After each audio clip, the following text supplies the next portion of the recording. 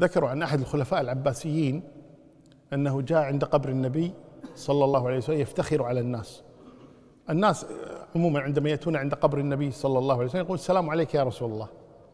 فجاء هذا الخليفة العباسي فلما قرب من قبر النبي صلى الله عليه وسلم قال السلام عليك يا ابن عم.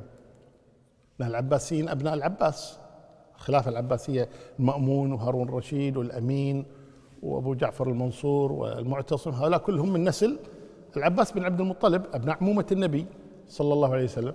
فهذا يفتخر على الناس، أنتم تقولون يا رسول أنا هذا ولد عمي الرسول صلى الله عليه وسلم.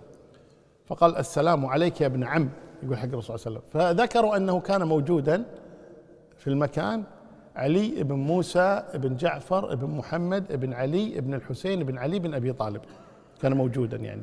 فسمع هذا الخليفة يقول السلام عليك يا ابن عم، يفتخر بها. فاقترب من الخليفة وقال السلام عليك يا أبتي. الرسول جده صلى الله عليه وسلم من أمه، قال السلام عليك يا أبتي. فالتفت إليه الخليفة قال هذا والله الفخر، أتفاخر عليكم غلبني بالفخر هذا، والله المستعان.